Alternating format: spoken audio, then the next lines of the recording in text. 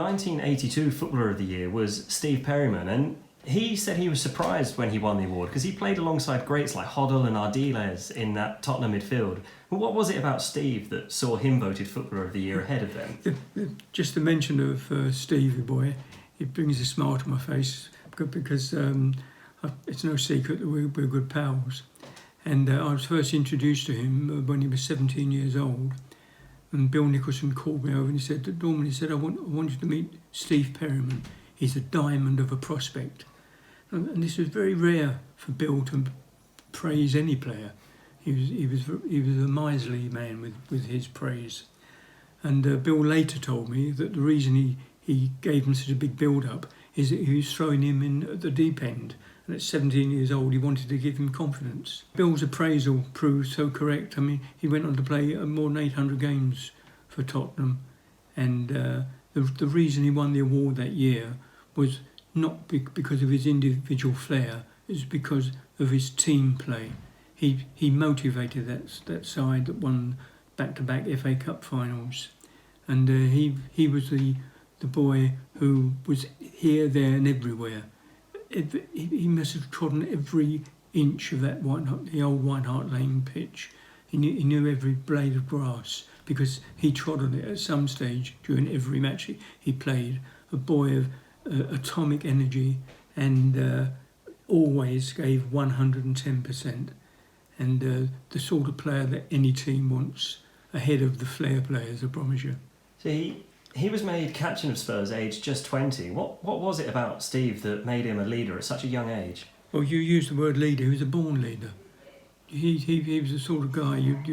If we were all going out for the evening, it would be Steve who decides where we're going, what time we're going to come back, be where, be here, be there. And the only thing was he was never first to the bar.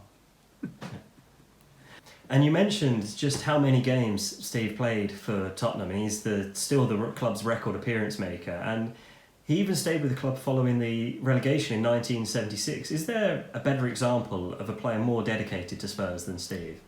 If you want to sum up the word loyalty, call it Steve Perryman, because Steve would have done anything for that Tottenham club. And even now, even though he's been away and he's been to Exeter for a long while, he's come back now as a regular meter and greeter at White Hart Lane, and he's the most popular of all those with the older fans who know just what he meant to the club.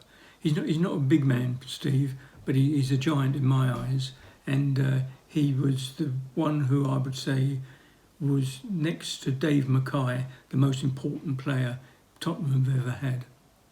That's quite a claim to say he's one of the second most important player at Spurs. What makes you say that about Steve? Notice I didn't say the best player. I said important player.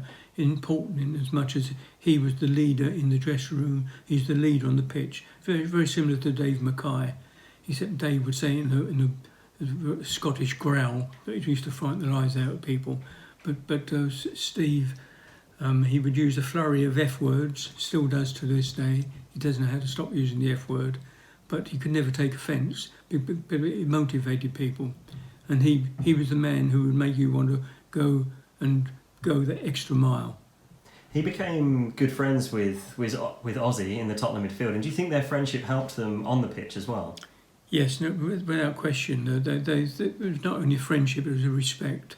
I mean, Steve would have loved to have been as good a footballer as Ozzy was, because Ozzy was an artist. But Ozzy would have given his right leg to have had the heart the size of Steve, because Steve was not a tall man, but he looked a giant on that pitch. Put that lily white shirt on Steve Perryman, and he became 10 foot tall.